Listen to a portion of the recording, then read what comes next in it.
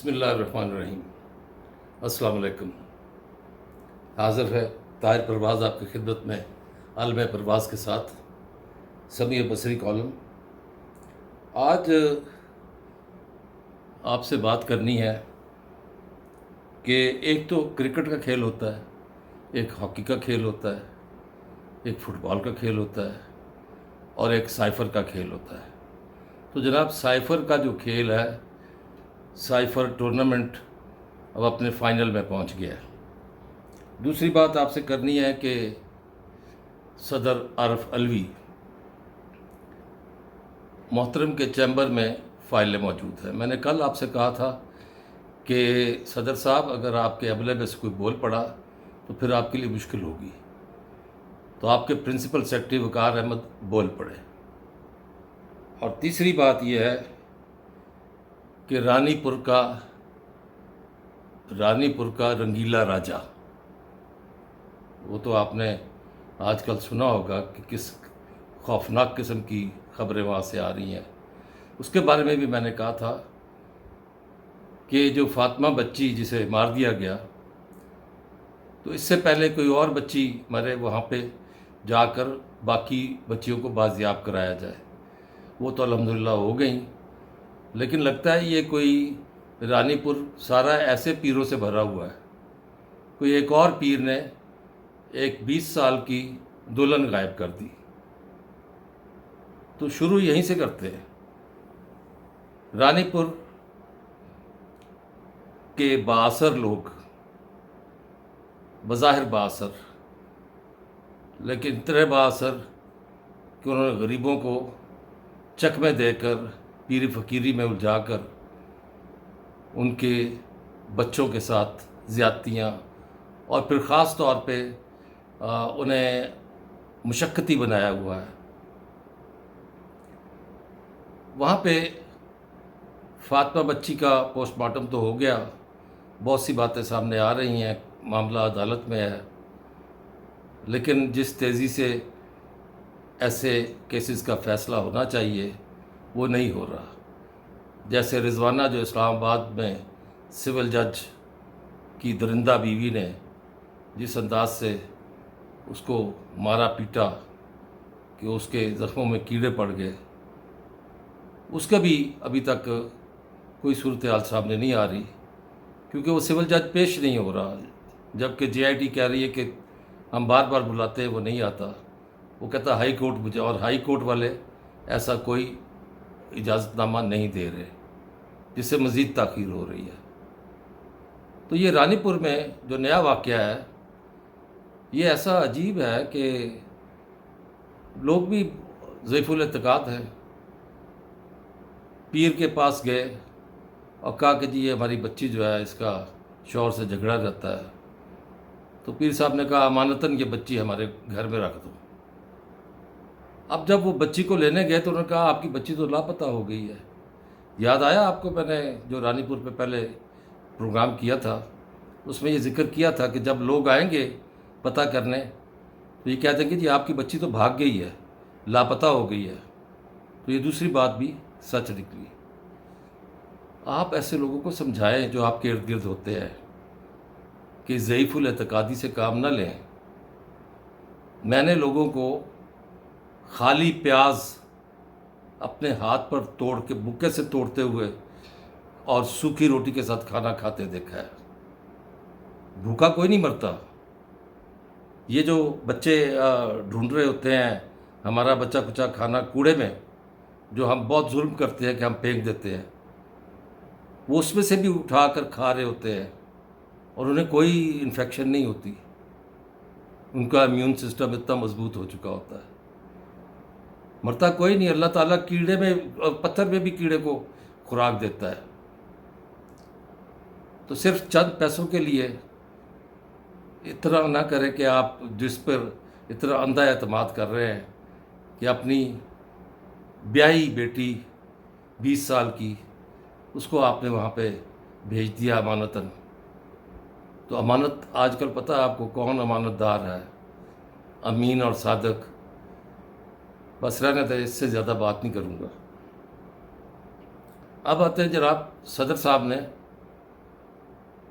بڑا اعلان فرمایا، نہ پریس سیکٹری نے کوئی، میرا خیال ہے اس کو اس طرح کر لیتے ہیں کہ ایک کہانی بنا لیتے ہیں کہ صدر صاحب نے بلایا اپنے پریس سیکٹری کو، بھائی یہ بیان میری طرف سے جاری کر دو۔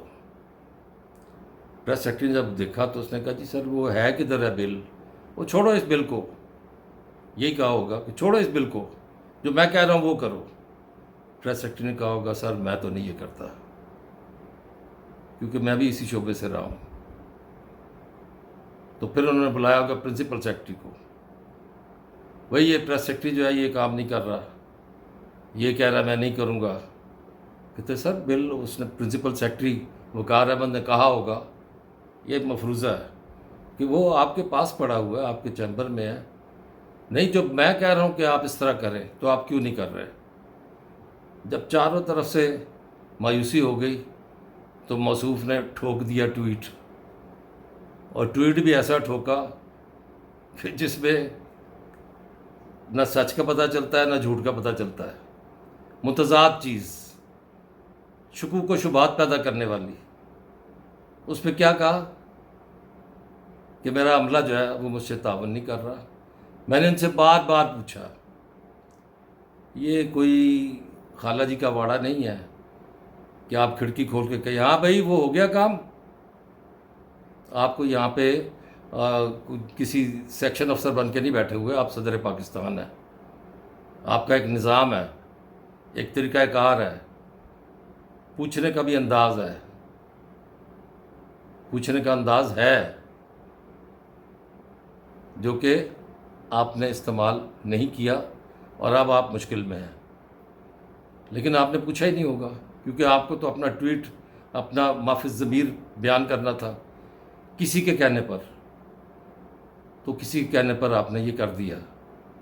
اب دوسری بات یہ کہ جب آپ نے ٹویٹ کیا تو اس میں آخر میں آپ نے کیا کہہ دیا؟ آپ نے کہا کہ جناب اس قانون کے نتیجے میں، اس بل کے نتیجے میں جو لوگ متاثر ہوں گے وہ مجھے معاف کر دیں۔ یہ درمیان میں آپ اللہ کو گواہ بنا رہے ہیں، آپ ذرا گواہ بنائیں پرنسپل سیکرٹری کو اپنے، آپ ذرا گواہ بنائیں اپنے پریس سیکرٹری کو، آپ گواہ بنائیں اپنے نزدیکی لوگوں کو۔ اللہ کی گواہی جو ہے نا وہ جب آتی ہے تو پھر اللہ معاف کرے۔ تو آپ اللہ سے بھی معافی مانگ رہے ہیں اور لوگوں سے بھی معافی مانگ رہے ہیں، معافی مانگتے رہنا چاہیے، لیکن بل کے حوالے سے آپ شروع بسم اللہ معافی اور ختم الحمدللہ معافی، تو کچھ کیا ہے آپ نے جو آپ چھپانا چاہ رہے ہیں، بتا دیں کس کے کہنے پر کیا ہے۔ میں نے تو کہہ دیا تھا کہ کوئی ٹیلی فون آیا تھا جس کی بنا پر آپ نے یہ کیا۔ تو اب یہ صورتحال جو ہے یہ بہت گمبھیر ہے، اس میں آپ ایک نئی بحث شروع کرا دی ہے کہ چونکہ بل تو صدر کے دراز میں پڑے ہوئے ہیں لہٰذا وہ قانون نہیں بنے۔ لوگ کہتے ہیں قانون بنا ہے، اور قانون دان ہی کہہ رہے ہیں، سابق وفاقی وزیر قانون کہہ رہے ہیں، ماہرین قانون کہہ رہے ہیں، ماہرین آئین کہہ رہے ہیں کہ یہ قانون بن گیا ہے۔ کس لیے آپ نے اس کو دبا کے رکھا؟ نہیں کرنا تھا کچھ تو دوسرے دن بھیج دیتے، 10 دن پورے کر کے، 10 دن سے بعد بھی پورے کر کے، پھر خبر آنے کے بعد کہ جی جب نوٹیفیکیشن ہو گیا سیکرٹ اس کا ایکٹ کا اور دوسرا آرمی ایکٹ کا، تو اس کے بعد پھر کیا چیز رہ جاتی ہے؟ اب تو کھیل تیسرا شروع ہو گیا جی، جو لہرا کر دکھایا تھا، اور تھا وہ سفید کاغذ، لیکن پھر کہا کہ مجھ سے سائفر گم ہو گیا۔ اب سیکرٹ ایکٹ آ گیا، نافذ العمل ہے، آج پہلی پیشی ہو گئی ہے اٹک جیل میں عمران خان کی بھی، اور یہاں شاہ محمود ملتانی کی بھی۔ کہا تھا نا ہم کھیلیں گے، تو کھیلیے جناب، میچ تو آپ نے شروع کیا تھا۔ اب تو یہ فائنل مراحل میں داخل ہو گیا، ابھی ابتدائی اننگ ہو رہی ہے، قانون بھی بن گیا، اب دیکھیں کیا ہوتا ہے۔ سائفر کا کھیل شروع ہے، اصل کھیل تو اب شروع ہوا ہے، اور یہ فائنل ہے، یہ لمحات فائنل ہے۔ اس کے بعد کیا ہوگا، میری تو دعا ہے کہ اللہ بہتری کرے، اس ملک کی، اس قوم کی بہتری ہو، کسی ایسی طرف ہم نہ جائیں جس سے انارکی پھیلے، کیونکہ انارکی پھیلانے کے لیے ہمارے پاس اور بہت سے دائیں بائیں پڑوس موجود ہیں، چاہے وہ افغانستان ہے، چاہے وہ بھارت ہے، اور بھارت نے بھی آج نکیال سیکٹر پہ بمباری کر دی ہے، اور یہ بمباری سے ایک شخص شہید ہو گیا، 3 خواتین زخمی ہو گئی ہیں۔ کیا چاہتے ہیں آپ؟ اس ملک کو امن سے رہنے دیں، اور یہ جو کھیل جو بھی شروع کی ہیں اب ان کا اختتام بھی ہمیں دیکھنا ہے۔ جب شروع ہوا تو اس کی شروعات بھی ہم نے دیکھی تھی، اب اختتام ہے تو وہ اختتام بھی ہم دیکھیں گے۔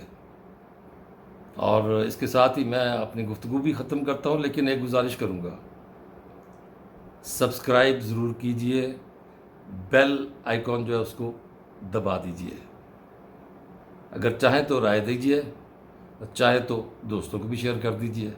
اللہ نگہبان۔